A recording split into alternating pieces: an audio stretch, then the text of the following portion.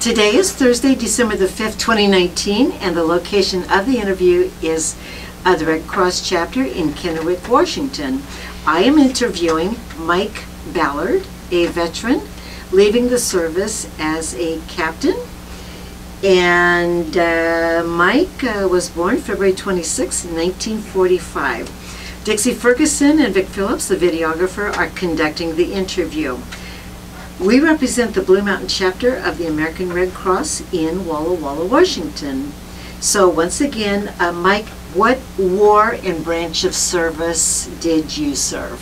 It was Vietnam, and let's see, I was in Vietnam in '68. And the branch? Army. Army, All right. And were you drafted or did you enlist? I was drafted. Congratulations. And where were you living at the time? Seattle, Washington.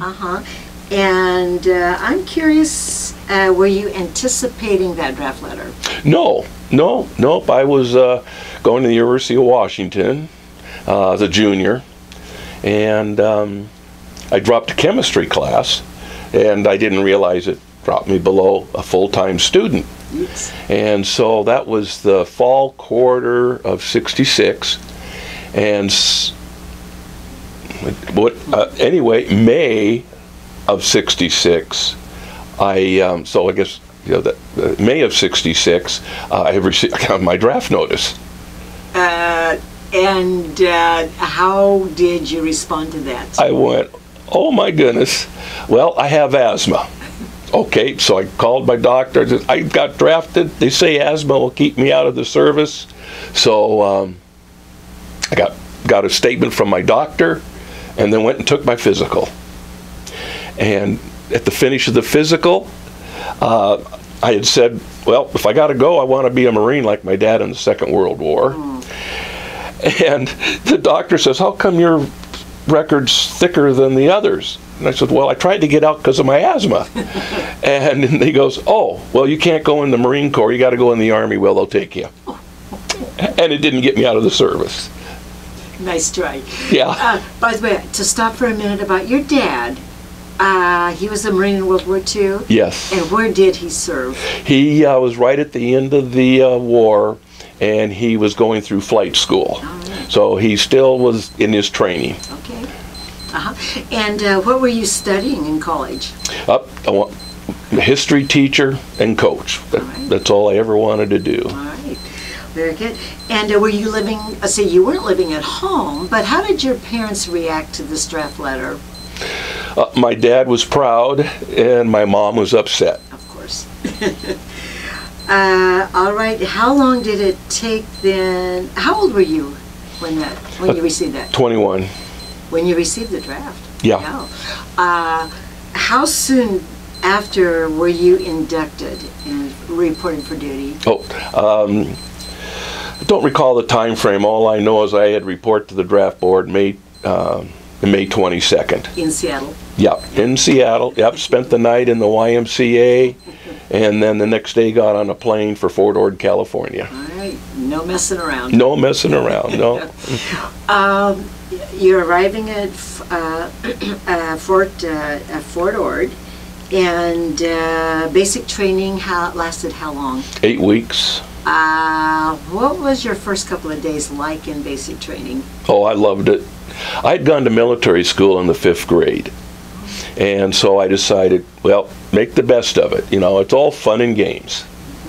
And yeah, everyone's yelling and screaming, and guys are getting upset and mad, and I go, hey, it's just business as usual, and so no, I enjoyed it. You did?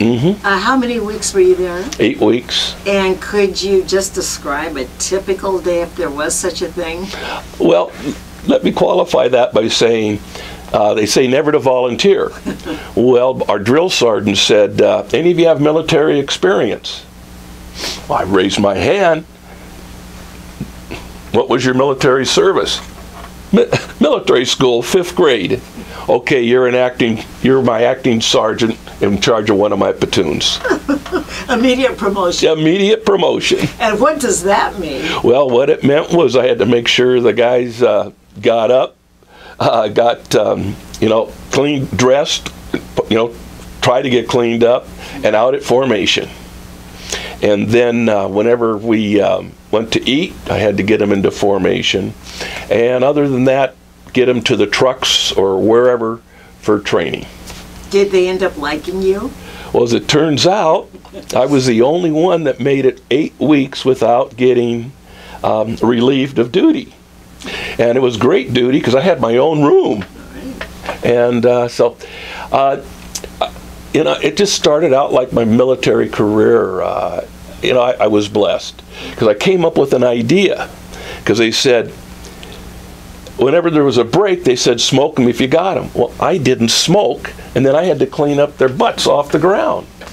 So I went to my drill sergeant and I says, if we practice marching when they're doing butt patrol, can we practice marching? Next day he says, you guys can march. And so every one of my guys made E2 out of basic training, which doesn't usually happen. So I think they liked me. So, yeah. Off to a good start. I was off to a good start. Did your experience at Fort Ord, did you ever get off base? Because no. It's a beautiful... It's a beautiful area, I guess, is what they tell me. I did find out a little bit later in AIT, but I was only in advanced infantry training for about 2 weeks, because I ended up getting my orders for officer candidate school. But between the basic and AIT, I did get to see the post, and it was beautiful. It's a good location. Where did you do your AIT? At Fort Ord. There also. Okay, so before you know it, you're off to OCS Officer Candidate School. Yep. And that was where? That was at Fort Benning, Georgia. All right. And how long was that training? 6 months. And were you liking that? Oh yeah. Again, it was all a game, and so. Yep, I handled all the stress or whatever. The bigger the challenge, the more I liked it. Never, nothing ever bothered me. You did yourself a favor. Yeah. By not being stressed out. Yeah. Can you even describe if there's a typical day at Fort Benning? Oh, sure. Yeah. Banging noise, getting up at, before you were supposed to get up, and of course everything was supposed to be at double time and everything, and you had your regular procedures and all, but the TAC officers would try to get you upset, or and they're just testing to see who could handle pressure, I guess, and who couldn't. Sure. I got introduced to Mother Butcher's wax and diapers. You wrap that diaper around your fingers, and you get that wax, and you get on your hands and knees and spit shine the floor. I've not heard that one. Oh, yep, that was standard operating procedure. And then depending upon who messed up, they would, of course, mess it all up. So what we did, instead of the whole width of the hallway, we would walk in our stocking feet down the 2 centers. And so we only had to spit shine the 2 center. Yeah. Very clever. And I'm curious, what time of the year were you there? Okay, I reported in September of '66, and then graduated March of '67. And you missed some of the humidity. Well, yeah, it's true. Oh, thanks for bringing that up.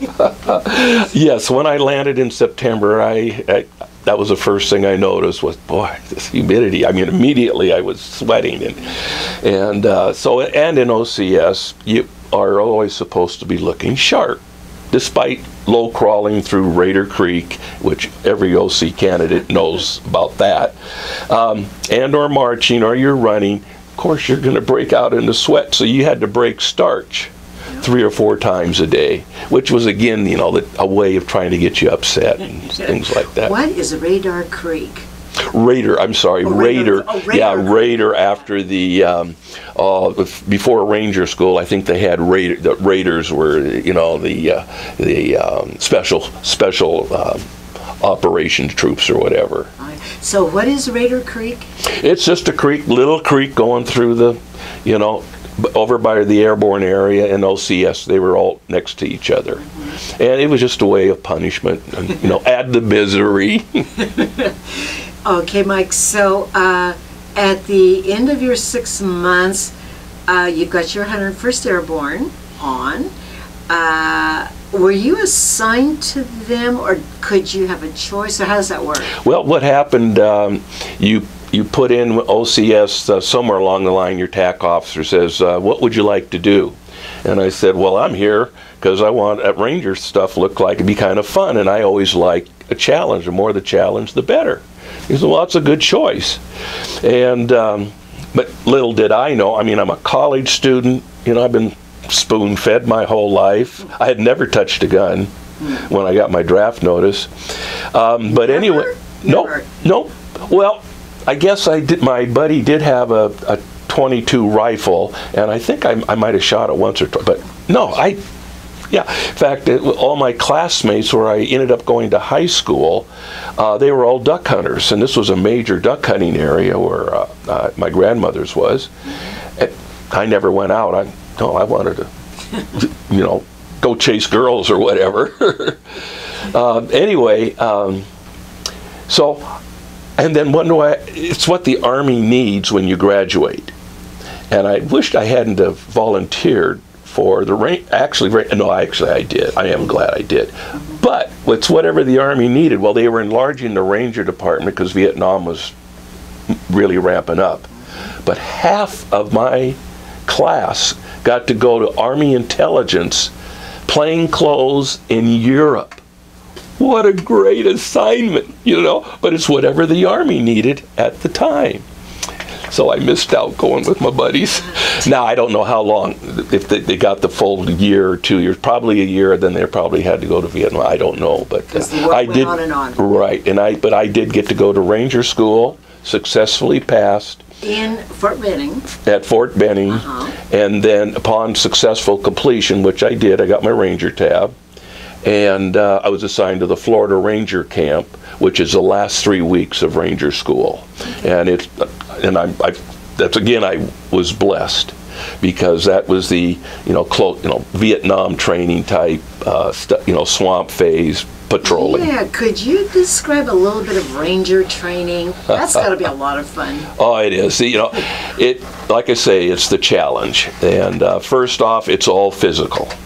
They're trying to get you in shape, and so, and I loved it. You're running, you're always running. You're rope climbing. You're climbing over these obstacles. They had what's a slide for life. It's a confidence building training, and you have to go up this 60-foot pole, and then actually it was 85-foot pole, and then reach out, grab the ring, and you go sliding down, and then you request permission to drop, and you let go, and you fall in the water and tumble all over. And then they had another that was 60 feet where you had to walk across the plank up over 3 steps, and down below are the water moccasins swimming around. You know, I mean, they'd see all the activity, water going, but we didn't know. They wouldn't really bother us, but to some of the guys, it went, they didn't like snakes. But anyway, then monkey crawled out and request permission to drop. Well, people would panic or get scared.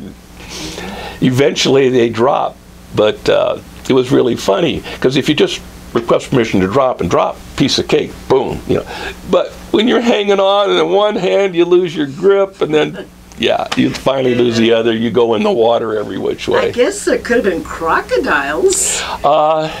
We never thought of that, but Dixie, you're right. So anyway, the first 3 weeks, you get a little bit of classes on patrolling. And but again, it's physical. Then they have the pugil stick fighting to see who can control their temper when they get struck. And then they had the bull in the ring. And that is, well, you started with 250 Ranger students. And a lot of them washed out this first 3 weeks. But I'm going to guess at this time we still had about 230, you know, it's still quite a few. Well, you're all put in this rink with a 2-foot ledge around. And the idea is you throw everybody out of the ring, and the last man standing gets a 20-point spot report, which is good because you lose a lot of points. And so you got to get those points back. And so anyway, I was 6'1", about 150 pounds at the time. So they see this scrawny little guy running around. No one picks on me because they know at the end, oh, it'll be a piece of cake. Well, we're getting down to, maybe 20 of us or less in there, and I see this big guy come running at me. Well, I remember the self-defense instructor said, use the big guy's momentum against him.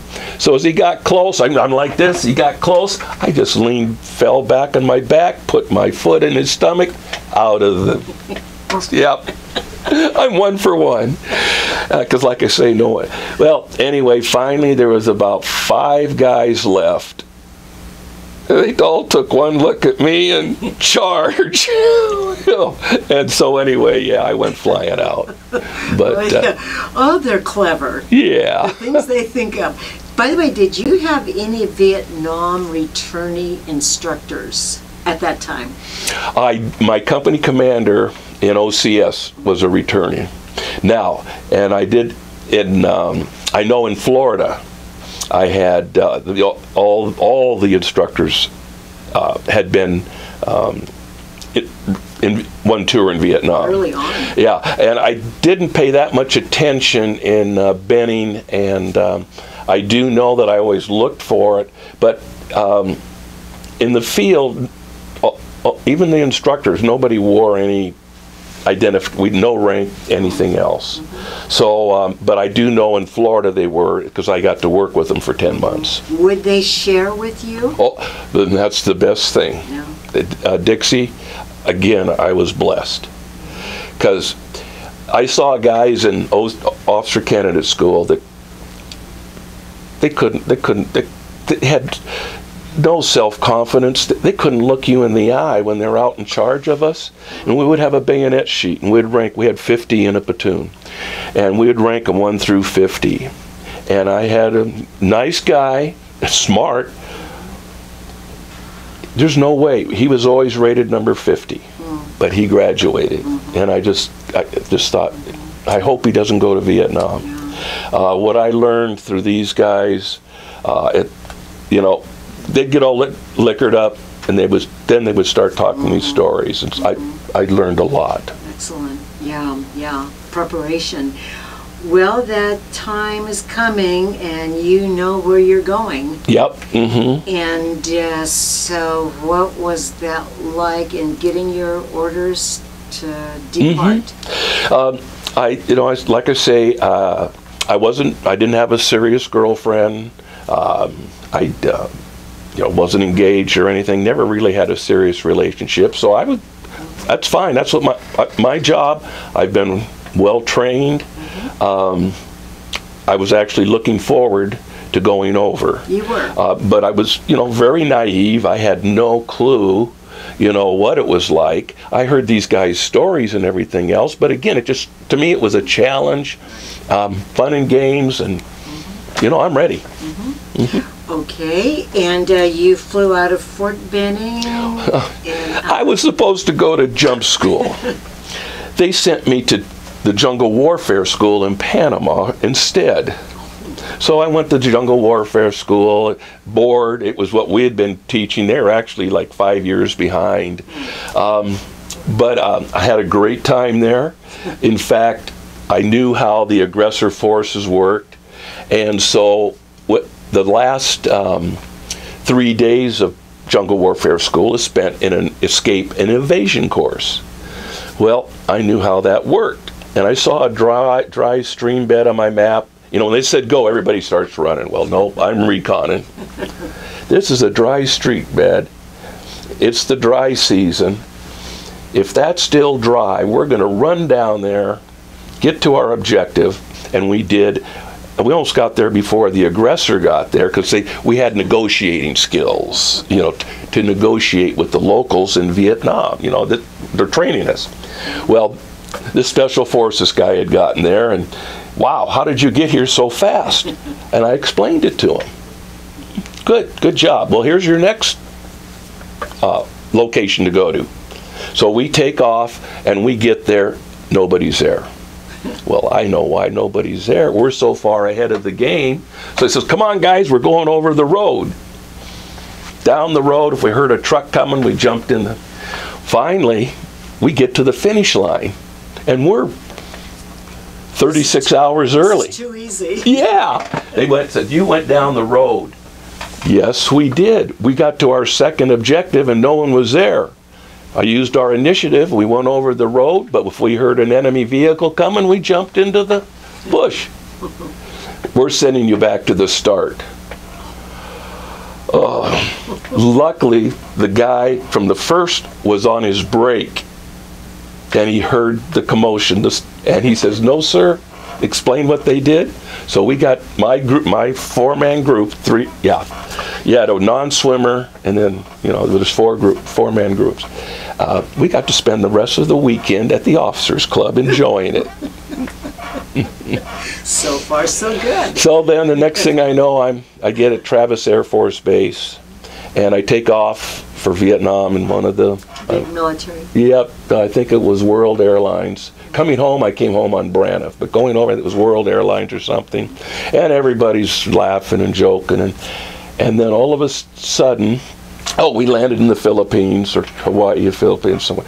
But anyway, we're getting close to Vietnam, and then the pilot comes over and says, "Gentlemen, there's your home for the next year." And I look down, and I see the pock marks of bomb craters, artillery, whatever, and I go, the plane got dead quiet.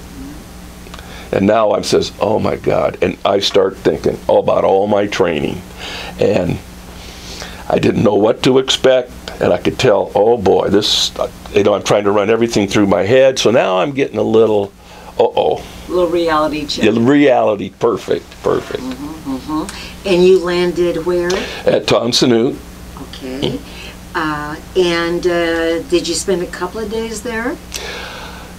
No, as I remember, first off, I didn't know what to expect because I'm in my khakis and no weapons and everything. And but when I get off the plane, here's everybody wearing Aloha shirts, and there's a swimming pool with lifeguards. Oh, okay, now I'm getting comfortable again.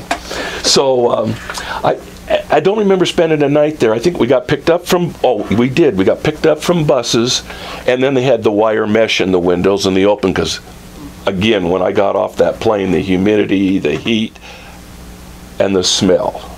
That smell. And to this day, if I hear a helicopter, that smell comes back. Yep. Powerful. Yeah, it just, yep. But anyway, then we went to a replacement center, and we were there a week. And that's very interesting, your description of welcome to Vietnam. Yeah, that was my welcome to Vietnam. Okay, that 1 week, then are you really starting to kind of, the adrenaline is starting to... No, not yet. We were, they gave us some classes on culture. I think we had to get, no, we got all our shots before. I'm trying to think. They explained the 4 different core areas and the terrain. We went out on a patrol, and we zeroed in our weapons. And were you all together? Yeah, we're all together. Yep. The officers were in one barracks, and the enlisted people were in another. Yeah, and we were told what might happen if we had a siren going off, or a rocket attack or anything. You were a second lieutenant at the time? I had just made first lieutenant. Oh, first lieutenant, okay. Okay, that week is over, now your new assignment. And I was so hoping, I wanted the 101st Airborne or the 1st Cav. The guys in Florida told me, you want in those 2 units because they have their own helicopters. And when I came down and saw I was picked for the 101st, I was very happy. All right, and where did that take you? That took me to Phouc Vinh. And that's where? Okay, that's about 35 miles, I guess, northwest of Saigon, Benoit, just north of Benoit. Okay. And so I reported in there. How'd you get there? Let's see, helicopter. Mm-hmm. And so I get off the helicopter and nobody's around. They were out in the field. And so I think it was the first sergeant, or supply sergeant. It was a supply sergeant I ran into.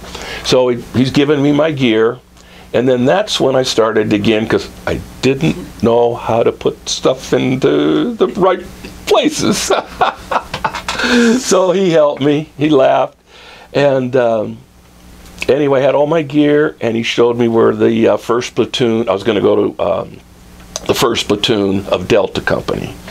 And so I took my gear over there and placed it in there, and he showed me where the officer was enlisted in an officers club. And I'm halfway through my prop blast, which is... What is that? Okay, that's welcoming the newest either officer or NCO. And then they noticed that I said, "Where's your airborne wings?" And I says, "I never got to go to. Even though I was on a jump status my first year and my second year, I never got to go to jump school." I said, "I am the first leg officer in the 101st Airborne Division." And it was about 4 months later they changed to an air assault unit. And so they were getting a combination of airborne and non-airborne personnel. And then while there, I found out that Delta Company had run into an ambush and had lost 2 officers and 28 wounded. And so I was a replacement for Jimmy Sherrill. And luckily for me, Harv Watson, who was an instructor at Florida Ranger Camp, also was a replacement for Lieutenant Wishick, who was wounded seriously and was March 18th ambush. And Mike, you remember those names to this day? Oh, to this day, yeah. You know, there's stuff I'm supposed to not remember. I can remember like it's yesterday. The sad part is I remember all my original people, the replacements, and it bothers me now because I get questions, do I remember this person and this person? And when I say I can't, it really kind of bothers me. But there has to be a reason for the originals, your first impressions. Oh yeah. The Band of Brothers bonding. Exactly. Yep, yeah. Like I say, they were, the platoon sergeant was slightly wounded in the battle, so it was an E5 that had been running the my platoon, for about 10 days. There's another story to this. When the next day there, I'm going out to my unit, so I get my gear on and I put it on, and I'm riding out by helicopter with the mortar squad. So they're with me. So I'm in charge of the motor squad. It's my first official duty. And I'm very, just everything's running through my mind. You're talking about going out to the field. Yeah, I'm going out to the field. Right. I said, okay, oh boy, now that's very important.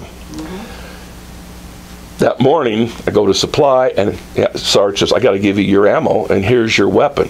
Because when you get there, you turn in that weapon you had, I had zeroed in, and so I traded it in for my M16. And then as I'm loading the magazine, I'm realizing there's someone on the other side doing the same thing. It's no longer fun and games. And I kind of just zeroed in. More reality. Yep, more reality. I'm going out. I've got, okay, I am in charge now of something besides me. It's the mortar squad. And we go to the helicopter, and I was taught, check with the helicopter pilot, make sure you know where you're going. And the first thought is, no, I'm not going to do that. I think he knows where we're going. Well, he knew where we were going. And so we take off and we land right in the middle of a road. Number one philosophy, never walk down a road. I'm walking down the road, mortar squad's behind me when I hear, "Hey, Ballard, Ranger Ballard, what are you doing walking down a road?" One of my former students, when he went through Ranger School. So anyway, I get to Delta Company, meet the company commander. Now, for just a minute, you said there were some losses there already. Yes, they had. They had walked into it. Other than that, it had been. They all went over as a unit in November of '67. The whole unit of the 3rd Brigade, which should be explained. The 3rd Brigade of the 101st Airborne was formed in the latter part of World War II to jump into Japan behind the lines if they had to invade. Well, they kept them they reorganized in Korea, and in Vietnam, the 3rd Brigade was a ready reaction force. So their mission from November of '67 to November of '68 was to respond to any area in Vietnam that needed help. So I report in to my company commander, and he says, "We're here getting replacements," explained what had happened, and he says, "Go talk to your E5 platoon sergeant." Oh, and then I also met Harv Watson, and it was we hugged each other, and he had the 3rd platoon, I had the 1st platoon, and so I go down then and talk to my E5, and sharp young kid, he's 20 years old, everything I'm taught, I'm going down, learning what every man, does, who's good, who's not, and I says, okay, I says, I want to watch you operate for a week or 3 days to a week. I want, just get my feet on the ground, pretend I'm not even there. And so anyway, everything's going good. We go out on a sweep, and man, these guys are good. The dispersion's good. Noise discipline's good. I mean, I got it. Could you explain dispersion? What does that mean? Dispersion. Oh, great, yeah. You don't want to be walking in a bunch. You want to spread out, no one walking behind one another, just spread out so that if, a grenade or a mortar round hits, it doesn't take out that many troops. And about how many were in your group? Okay, great question. I'm supposed to have 44. You? Under you? Yeah. That's a lot. Yeah, well, a company supposed to have 100 and, count the mortars, 156. But anyway, I didn't have that many. Like I say, they had lost. So I had about 35, I guess about 35. So anyway, we're out, and we come back in, and I says, okay, Sergeant Whitten, I like what everybody's doing. I think I'm ready. They're well trained. I'm impressed. I'm ready to take over. And I said, we haven't had any contact, so I didn't get to know how our what do I want to? How do you say it? Not protocols of fire discipline. So, each man knows who to fire automatic. Each one knows how to semi-automatic. Great. So I go under the pretext, there they go. Everything's under. So I'm going, and we send out ambushes at night. We pull in at night defensive perimeters, doing the regular duties, setting up artillery fires for at night in case we get hit. But that was primarily the company doing that. They made me aware of it so that if I needed to, but not much happened. What was nighttime like? It's scary. Yeah. The troops did not like to move at night. In the jungle, let me say the jungle. It was fine, and we were in the rice paddies. Where we were at, it was Highway 1, it was all rice paddies. We could see far off the other hamlets, so there'd be a hedge grove, or, there'd be like a bush, a barrier bush around the village. You could see those. But when you're in the jungle, they didn't like moving at night. But the rice paddies, it was okay. So like I say, it was really uneventful. Then our mission changed. They thought we were full strength. We had trained enough. So we had our first mission, and it was into the jungle now. And this is what I learned, that, okay, yeah, we don't like to move at night. I got to make sure that my pace man gives me an accurate pace. Because down south where it's flat, you don't know where you're at. And what does pace mean? A pace. Every time you take a step, my pace man would count 1, 2. What's the significance of that? Because at 100 meters, well, when you got 100 meters, he would call up and tell me, I'd get the word 100 meters. So we started at point A. So now we know we're 100 meters from there. And it's important because it's so flat and there's not enough rivers and no mountaintops, it's hard to figure out where you're at. So this is, real, it's our only way of knowing where we're pretty close. Everything kind of looks the same. Oh yeah, everything's the same. Dust and dirt, sweat. Like I say, it was a dry season. It was, yeah. And so anyway, but in the jungle, or at night, I do have a story. We were the Ready Reaction Force. And so we were going to go up, we went up to the small village that the NVA is going to hit, because they owned the Michelin rubber plantation. So, needless to say, we get on the helicopters, we get in there just before dusk, and everybody's their adrenaline going up, they're anxious, and we had been in one, we had finally had one enemy contact prior to that. I'll go back to that one first. But, so their anxiety's up. Well, I got the mission to set up an ambush in case they attacked that night, 800 meters outside the perimeter. Well, we exit the perimeter, and I put myself up pretty much in the front with my point squad. But normally I'm about 5 or 6 back, but I wanted to be up there. Yeah, because everybody, I could tell they were scared. So we get going, and 100 meters. We hadn't taken 15 steps. And I said, send it back. I said, tell Dickie I need to know exactly where we're at, because I got to call in my night defensive fires in case we get hit. Start out again. 100 meters, and we hadn't gone 50 meters. So I said, okay, I'm going to try to keep track. So we take off, I'm scanning, I'm checking my azimuth. I think we're 800 meters out, or pretty close. Call in for my night fires in case we get attacked. They get okayed, and so we sit down, and we're 50% alert. Nothing happened. First light comes up, and I look back. We were only about 400 meters outside. So like I say, I said, okay, we need work with our night movement. But like I said before, we finally made contact late April. So I'd been in country 3 or 4 weeks and not ever had a shot fired in anger. Was that kind of nerve-wracking? Like, yeah, it was. The shoe's gonna fall. Yeah, I said, I thought there's a war going on, and so, but like I kept asking the guys, and they didn't know that much, but they said, this is, this is business as usual.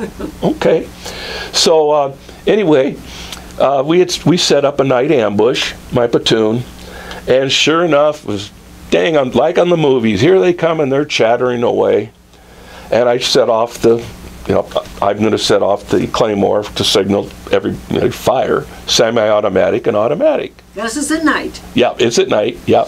That was one thing though I'd learned in Ranger School. We set up during the daylight hours. We'd go through, and I'm looking to see where I want to set up my ambush.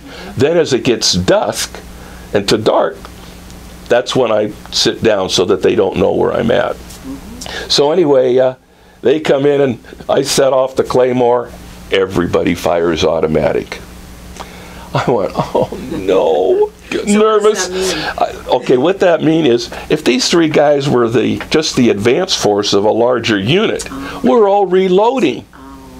So there's only me, my medic, and my RTO that has any magazine, because we don't fire, and they're right in front of us. And so we're the only ones left. But no, it was dead quiet. Nobody was coming down the road. So I says, okay, we need to work on our fire discipline. Then after that, we started running into more and more. Like I say, we ended up in the Phouc Vinh area, and everybody, I think, has heard of the Phouc Vinh tunnels. And so we were running into a few more firefights. Nothing really big or major. Having casualties here or there. Okay, this is the war. We found it. And then in June, the end of May, they changed our mission to we're going up to Doc Peck Special Forces Camp. An NVA division is going to hit them. And so we flew up to Doc Toe and then got on Caribou aircraft and flew out to the Doc Peck Special Forces Camp. And then when we got there, they immediately sent us out, each company, to a different mountaintop. And my buddy Harv was at the CP with our company commander, and they're going over where they're going to put the our night defensive fires. And I had the ambush out that night, and so that's what I was doing, was assigning my ambush. And then I picked out my spot, so I'm walking up to tell them where they're going, so that they could account for them too. When Harv says to our company commander, I've shot 3 different azimuths directions to mountains. What are you saying, azimuths? Azimuths. That's when you use your compass and you shoot it at a mountain and read what it is, and then you can find yourself on a map. Gotcha. Well, you triangulate. They put us on the wrong mountain. We call in, and they says, you have 6 hours to get to the next mountaintop. And now it's almost dark. Stupid.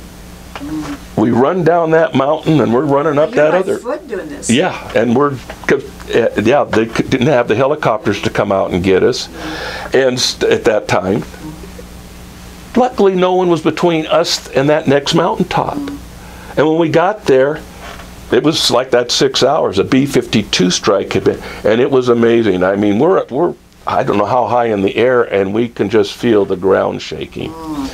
So the next day we went down on a bomb assessment, so that the Air Force, they always needed a bomb assessment done after where they bombed. And that was my introduction to how effective the B-52s can be. Which means? They caught an enemy force down there, and they mangled and everything else. It was my first introduction to stuff you're not supposed to see, other than my 3. And they could pinpoint it pretty well. Yeah, there were a lot of misses, of course, but yeah, oh yes, to get back, the way they wound it through that valley floor, I went, man, this is I'm glad they have no airplanes, the bad guys. And just on a side note again, did you call them the Viet Cong or the NVA? Viet Cong? Yeah, started with VC Charlie. That's what we called them all the time. Yeah. And could they hear those B-52s coming at them? No, They didn't know what they were? No, you couldn't hear them. In fact, like I say, all of a sudden you felt the rumblings, and then this was in the daylight, you look and you see the contrails. Yeah, you don't hear them coming. So anyway, we were up there for 3 weeks. Nothing happened. We were patrolling all over, and the NVA division turned around and went back to Cambodia. So we were shipped back down to the Phouc Vinh, Tay Ninh area, because it was really lightening up. What had happened, I didn't find this out until this last May. I got to go back for the 50th reunion of the Hamburger Hill battle. Harv and I were not in that battle, but some of our troops that served with us were in that battle, and we wanted to go back and pay our respects. Well, I found out then that through this Dr. Eric Ballard. Dr. Eric Ballard is a known historian and actually the #1 expert in the Southeast Asian warfare. I mean, going way back. And really interesting talk. And there was a Dong Nai Regiment, I believe it was. Anyway, I forget the number. The Dong Nai. Okay. I don't remember their number. Anyway, they were supposed to hit Saigon. The VC, the Viet Cong, hit the Cholon district of Saigon, and they were embedded in there. It took a while to get them out of there. Well, the citizens were supposed to revolt against the South Vietnamese army, and when the NVA came in and took them out, and then they were going to take over Saigon. Well, they never made it. So their whole unit from June of '68 through October of '68, we were chasing in the Cu Chi, Tay Ninh area, in our area of operation. And that was after Tet now. Oh, yeah. Yeah. So there was a Tet. It was the start of Tet. Right. The plan was for the VC to hit, and then the NVA is going to come in to take over and control. When they never made it because they got beat so bad. So from June through October 12th, there were only 7 days that we did not get fired on out in the field. Say that one more time. Yeah, yeah. From June to October 12th of '68, Right. there were only 7 days that we were not fired upon. Not counting, now that's not counting our days back at base camp.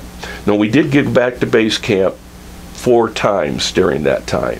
And we were never back there for more than 3 days. How did you do that? Well, we didn't know. We thought it was business as usual. That was our job, search and destroy.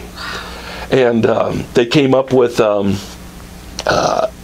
Eagle Flight, is what they called it, where the company is flying around and they would insert a platoon, and if they get fired upon, the rest of the company comes in. And if not, then they fly another platoon in, pick this platoon up, and it was quite effective. So we were always able to find them. And it wasn't until October 12th that we finally caught them and finally made sure that they were no longer a fighting force. Were they good fighters? Oh, yeah, yeah. You had VC that, of course, weren't. But the NVA, I'll give you an example. Every time we went into this one village, it's when we were down south, but between June and I turned to my RTO. My regular RTO was on R&R, and so I turned to Callahan, who was one of my best fighters, and his R&R was coming up, so I wanted to keep him inside the perimeter. So anyway, says, Callahan, we've made contact every time, and I got ahead of myself. This was after our company commander was wounded, so Harvey's in charge of the company now. And there's only two, we only have 2 officers, and we're down to about 70 total troops we're less than 50%. So Harv, being a new company commander, he wanted to know what we had. So I says, I need the handset so I can tell Harv what we're up against. Sure enough, they open up. Well, the VC were, and the NVA, they were so small, the AK-47, they couldn't control it. So in their first initial burst, which was trying to aim at us, it would rise. So sure enough, we were able to get down. I'm reaching for the handset, and here's Callahan up on top of the dike shooting back, because he's one of my main shooters. So anyway, so. When you say, but I want to know what you mean when you're making contact. But finish your story, but what does that mean? What's that like? Okay, sometimes it was just snipers, sniper fire. Other times it would either be a squad, or they would leave if we surprised them, they'd leave a squad back there, and little firefight, and they'd get away. Rarely, we did trap them. I can tell you of Alpha Company, and this was September 5th, Alpha Company, Delta Company assaulted in first, made contact. They brought in Alpha Company, and where Alpha Company set up was on a road, and then they told Delta Company to move and brought in Charlie Company. We had them trapped in a village.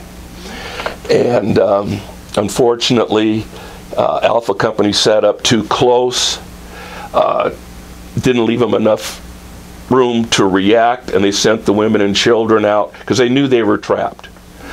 And they sent the women and children out first. They saw women and children, didn't see the main fighting force, and they went right down the road.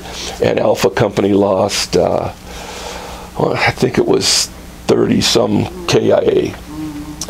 Really bad. It was a bad situation. That's a loss. So we knew, oh gosh, there's still a lot left in this fighting force. So then, fast forward to, so we'd have sniper fire, but this time we had them trapped, and they lost quite a few. And then in September 17th, they came up with a new plan to build a fire base right on the border of Cambodia and invite them to make them think, oh, we can beat these guys. And make it worthwhile their attack. So we started building Firebase Pope. And about the third day, it was almost complete, and they had just brought in the 105's artillery unit in it. And I had an ambush assignment to send out an 18-man ambush. And Alpha Company, at the other end of the side of the perimeter, was supposed to send out an 18-man ambush. Well, my platoon sergeant, who was going to take it out, had been wounded in this September 5th battle. We suffered, it was a hot LZ, and he had just gotten back from that. And says, I don't feel good, can you take it out? I said, sure, I'll take it out. So anyway, 9 o'clock, I went through my regular procedure, and my squad leader wanted to set up an ambush behind a dike, which showed we had excellent cover. Cover means you're protected from small arms fire, and you control, the ground a little bit. And Ranger School, I learned, no, if you have your choice between cover or concealment, take concealment. If you get concealment and cover, that's the best. Because when you're concealed, they don't know where you're at. Once you start firing behind the dike, they know where you're at. So anyway, I said, okay, that is a good spot. And so we turned around and are coming back, and then I see this vegetation, low scrub brush about this high. I said, let's go check that. We went and checked that out. I said, this is where we're going to go. So we went down the road a little further, then turned more into the vegetation and came back and sat up there. 9 o'clock, I thought they were going to come from the east, and most possible, and then turn north,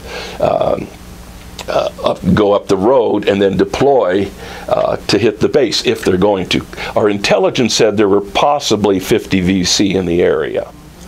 Well, we made it too much inviting. It was the rest of this NVA regiment. He came to me and said, I've counted 300 and they're still coming. So I crawled back. I'd gotten married 17 days before. I'd just gotten back from my R&R, and the first thought went through my mind is my wife's a widow. I immediately, though, went into I got to do something. And then my greatest lesson from the Ranger training, Mike, don't be a hero. If you are in a situation, you use your resources. Artillery, gunships, TAC air. And so you keep cool. That was one thing I was really proud of. I don't ever remember losing control until that's a good part of the story. So I'm calling artillery right away. And I'm talking to my company commander. And so he says, I'm calling in the fire mission. Calls me back. I got to check fire because 2 friendlies I'm the friendly. I says, I need this fire. You need to fire it. So I got to call Sheets, or Colonel Sheets. Best battalion commander ever. And so anyway, well, the reason I say that was he was out on the field with us. This whole time he was out in the, that never happened. Yeah. Never happened. So anyway, he calls, I'm talking to him, because they put me through. I said, Colonel, I do need this. We're up to 400, and they're starting to cut in, and I can't talk much longer. He says, Mike, I'll get it for you. He called that artillery. They did fire it, and when they fired it, we suffered some friendly casualties. I only had to medevac 3 of us, but it landed right in the middle of, and they started running. And so they ran through us. I told the guys, I was able to get around in time to tell them all, do not fire, because if they see our muzzle flashes, they know we're going to be here. So anyway, they run through us, some of them. Did you see them? Oh yeah, and they tripped over us. But they thought it was the brush. But they were so scared when the artillery hit, and their mission was to hit the fire base. So I was able to see where they set up their CP and their heavy machine guns and mortars, so I could adjust the fire later on. So, and this is where we knew what they were doing, because my platoon sergeant said there were 3 waves of human wave assaults on the fire base, and they actually breached got into there, and but I was able to adjust artillery. I said I really need gunships to fire up and down the road, because most of them they had come from the west side of the road, and so anyways, I need gunships. I need artillery, in reserve, because they were having to adjust their fire because Alpha's company made contact with 200. And he did not know. No, there's 300 and 200. Yeah. So he did not know about the artillery, and he got overran. So again, he wasn't Ranger qualified. So that did Dixie, make the difference. I've been blessed. Obviously. So anyway, so that rendered finally that unit no longer a fighting force. May I ask you what that meant? Just lots of casualties? Yeah, there was none of them left. None? None of them left. There were, it was a confirmed 178 on the field counted. The other ambush, what was left of them, said they saw them carrying away in ox carts. So, we don't know how many, but the unit went back to Cambodia because they were no longer an effective unit. So then we ran into another unit through October, and of all things, it was the 101st NVA Regiment. And we were working this time with the 25th Infantry Division. It was so large, so they not only had our battalion, they had their whole, basically 3 battalions.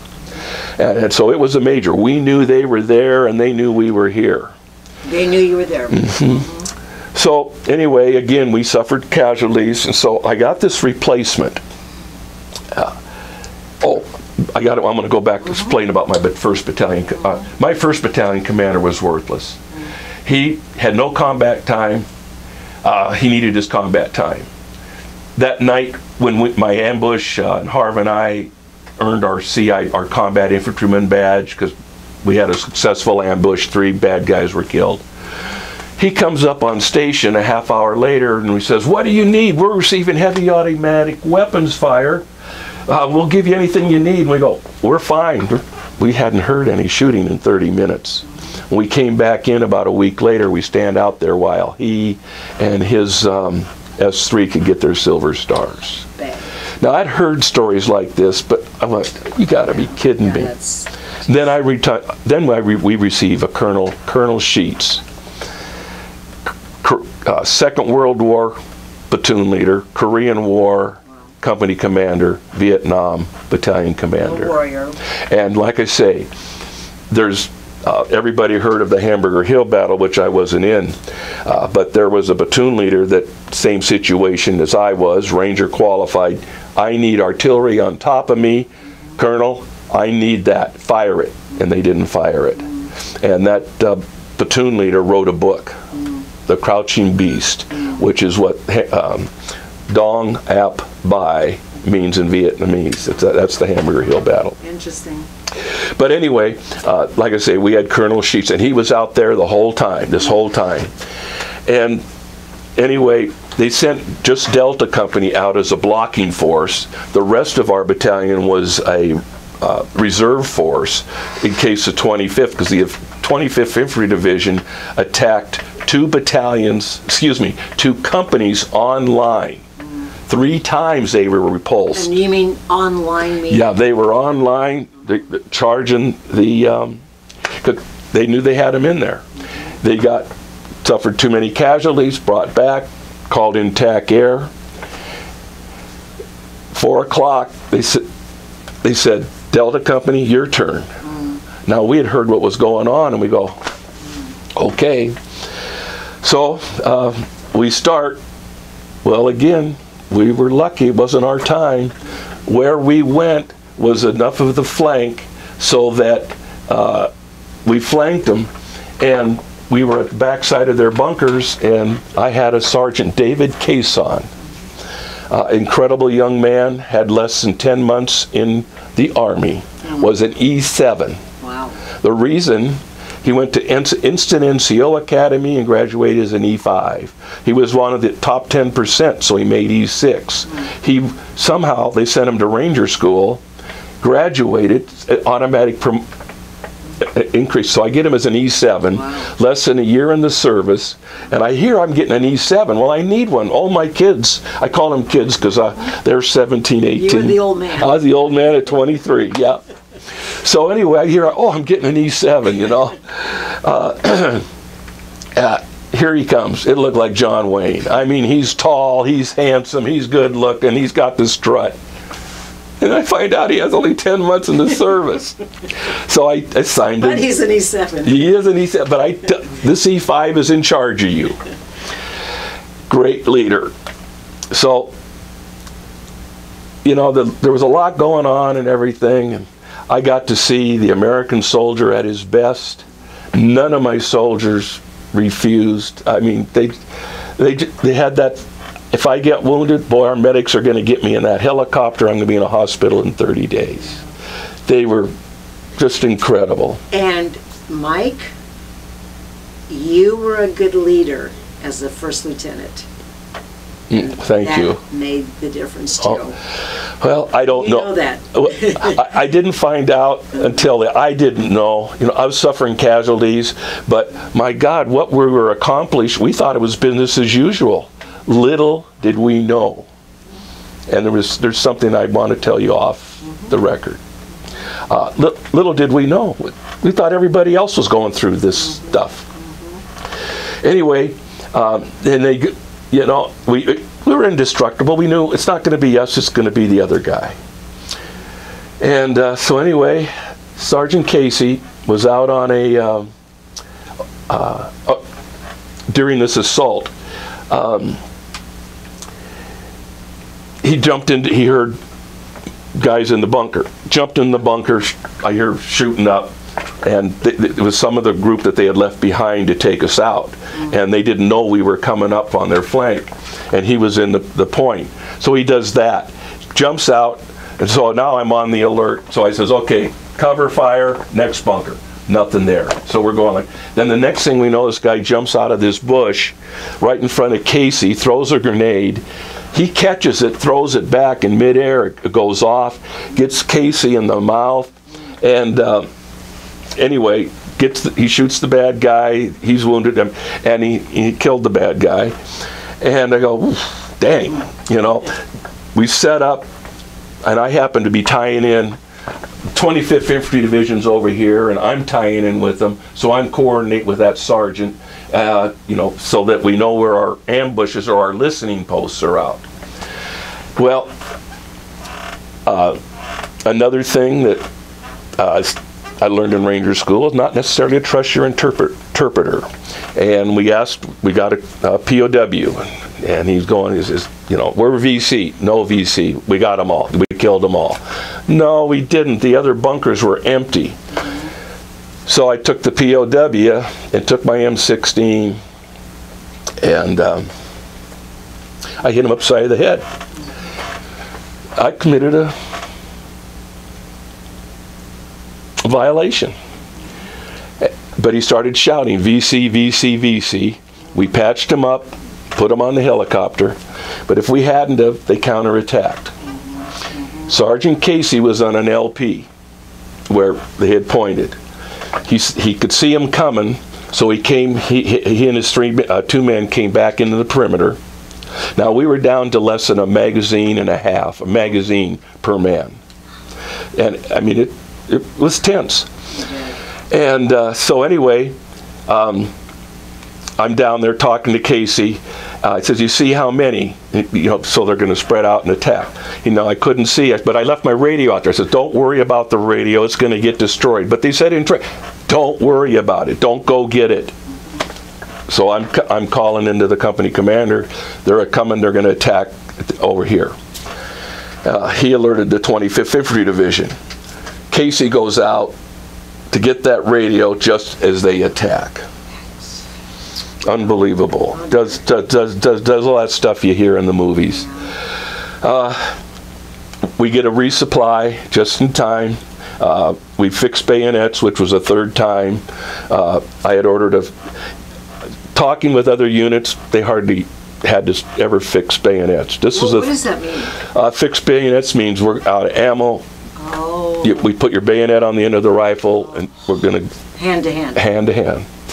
I did it the first time in when we were down south. We were in real thick brush, and I know we couldn't tell how many there were.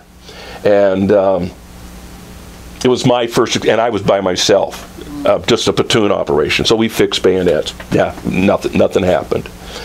The next time was the September 17th. We had them fix bayonets. Because if you don't fire, at least you can use your bayonet. And so this was the third time we had to fix bayonets. And we got a resupply, ammo. Luckily, we repulsed the counterattack. They pulled back and moved and then hit another part of the 25th. And And good job. Oh, it was amazing. My company commander, Harv, comes to me and said, "God, Sergeant Casey's really something. What are we going to do?" And I said, "Well, we disobeyed a direct order, but yeah, how about a Silver Star?" And the reason is I put in all my leaders, I put in all my guys at one time or another, because there was so many things that they did that were just for Bronze Stars and Silver Stars. They were all downgraded to either Army Commendation with a V, or if it was a Silver Star, a Bronze Star. And it was just frustrating to me after that battalion commander.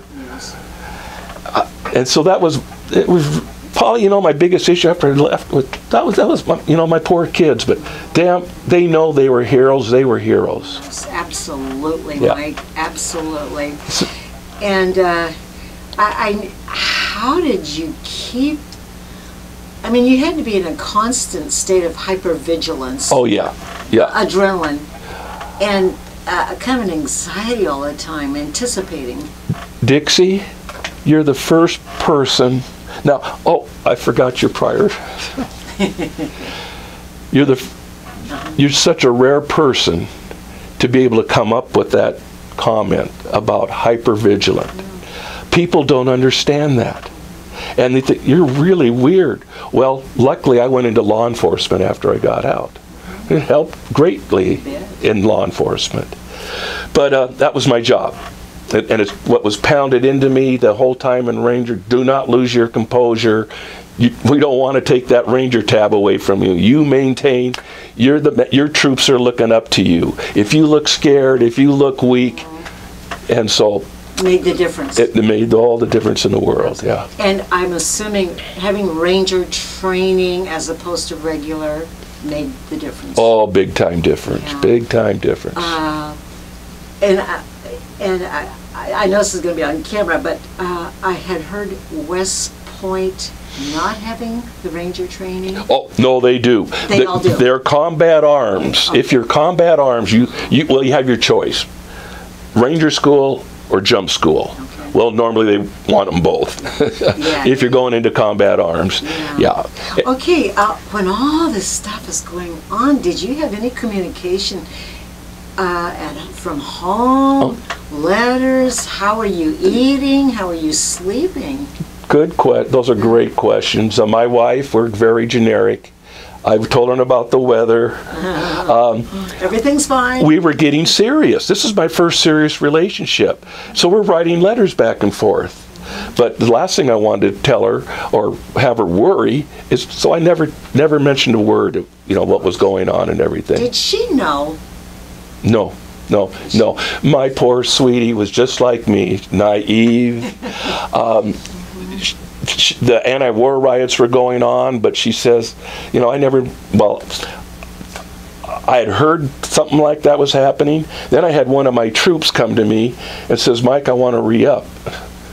Why? He was in my Point Elm squad. He said, I'm from Detroit. They're burning my city. So anyway, he re-upped because he heard about it. But no, we didn't know until it was time to go. Well, I have a real special story about the Red Cross. I didn't have to worry about being a short timer. I didn't get to go up to North with my unit. I wished I had have, and I probably would have then made it a career. My battalion commander wrote a great letter about Harv and I had it. Probably would have had a beautiful military career if I didn't step on myself. But I got sent as an advisor to the MACV unit my last 2 months. Beautiful area, but I could not get over. When I checked the perimeter that first night, I was there. No one was in the bunkers. They were all back with Mama San. I had 5 E7s working for me. We were a training unit. They said, don't worry, there's nothing going to happen here. Our major has been here for 6 years. The reason he gave up his family is it's such good duty. I couldn't get over it. I couldn't sleep. I was about ready to, about a week later, comes American Red Cross. My mom needed life or death surgery. She had broken her neck in 1957, so I had raised my daughter, 2 sisters, from the time I was 14. I drove my mom when I was in 59. She had bought a car, and she taught me to drive the 3-speed on the stick shift, and that's how I ended up in Washington State from California. And so she needed surgery, and I didn't know there was, and she somehow she got a hold of the Army or whatever, and the American Red Cross came out and picked me up. I'm on a plane, and I came back to the States. Oh, all right. I wanted to share that story. Wow, thank you for that. Thank you for that. So, boy, after all of this winding down, and then coming home, getting on that plane, coming home, Mike. What was that like? Where did you land? It was dead quiet. Nothing. Dead quiet. And as soon as that plane left the ground, big old cheer went on. And I landed at McCord Air Force Base. And I went to transportation. And all I had was my, I had a couple sets of fatigues and then my khakis. That's all I had. My few supplies I had and civilian wear was back at supply room on the 101st, and they were in transit, so it never got to me. So I landed, and when I asked, I needed transportation to the Seattle bus depot. My wife lives in North Seattle, And so he says, well, you're going to go in your uniform? Yeah. Well, I found out why. When I got off the bus, there were 2 Seattle police officers there because of the crowd, the demonstrators, for anyone that was in uniform. What? And then what? That was my welcome. They took me over to where the bus was, waited till it was time to leave, and I got up on the bus. How did that make you feel? I'm sitting there. I don't understand. And so I get out to Lake City, where my wife is. Go in there, and then they fill me in. Coming? Yes, yeah. The Red Cross had notified her, and so they knew I was coming. They just didn't know when, and so I arrived by then. So that was my experience coming home. A police escort to the bus, to Lake City bus, and I got on it. No demonstrators got on it, and so I made my way out there. What was that like, seeing your family again? Well, like I say, my dad and mom were divorced when I was 7. Both my mom and dad were adopted. And so I really had no family. I had my 2 sisters. They had their families. They were both married and had small families. Total of, 3, 4, 5, 6, 7, 8.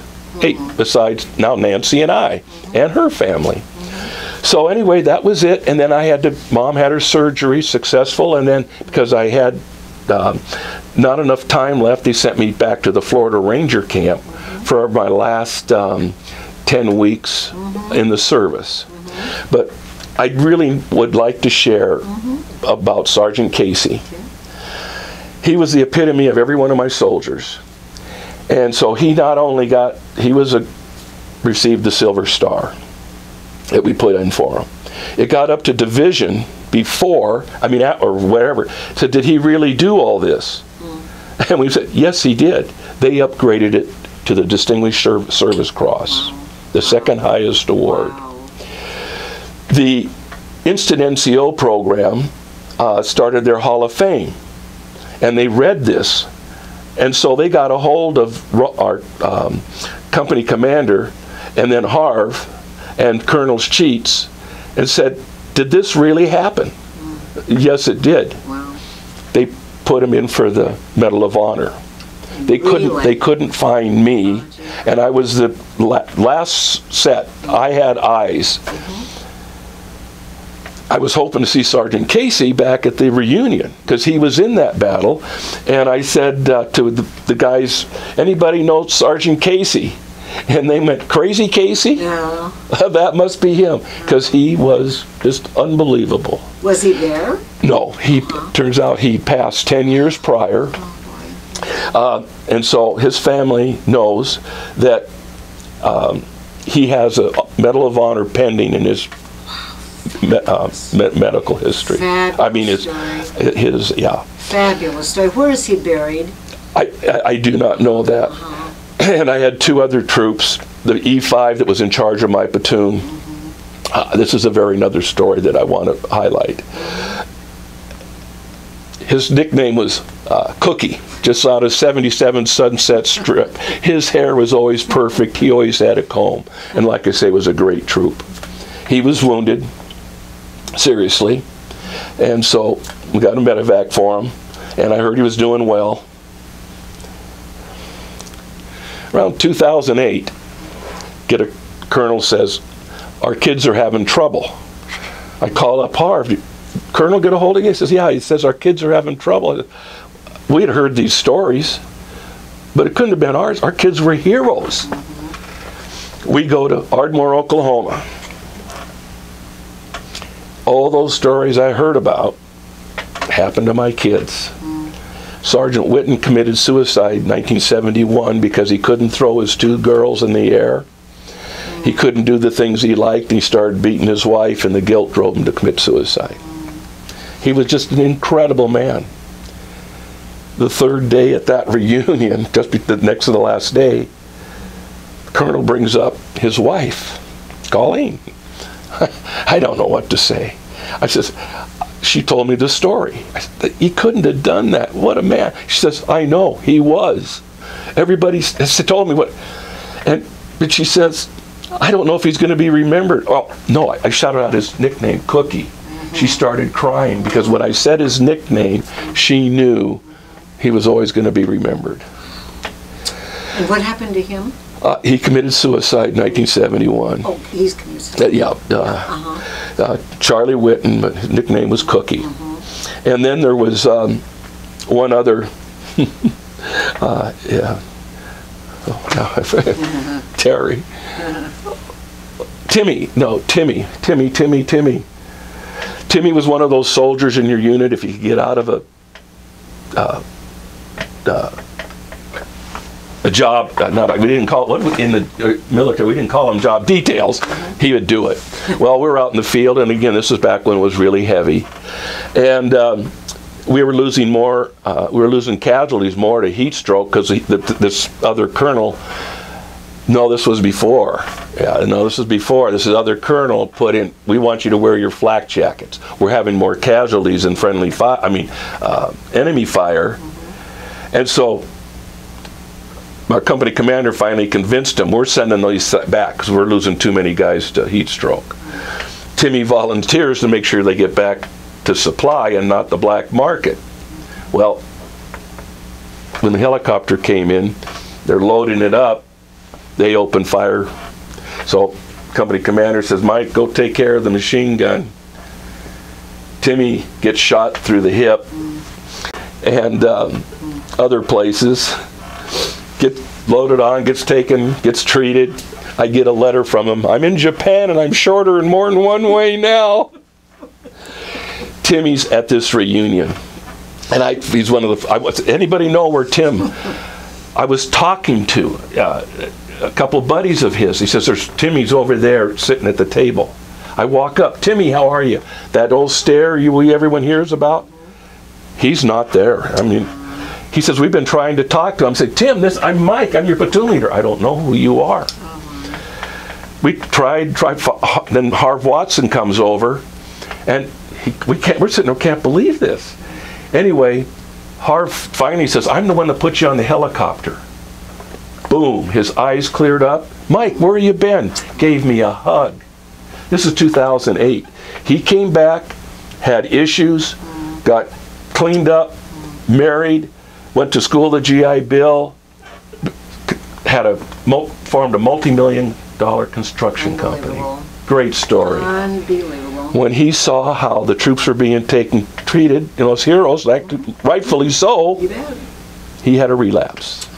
And his wife Connie says, when he went back, says, I don't know what you guys said tonight, but I have my Timmy back. What a story. So, yeah. What a story, Mike. Thank you. Oh, that's great stories.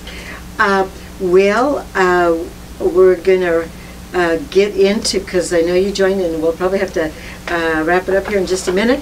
But anyway, you got out of the service and joined the police force? Not exactly, because while I was going to the University of Washington, I got cut from the baseball team, so I needed to go to work to play for school. So my buddy that I grew up with was a manager of a bank. So whenever I wanted to, I got to go to the bank and check in. They put me on the teller line. When I said I had to go, I got to go.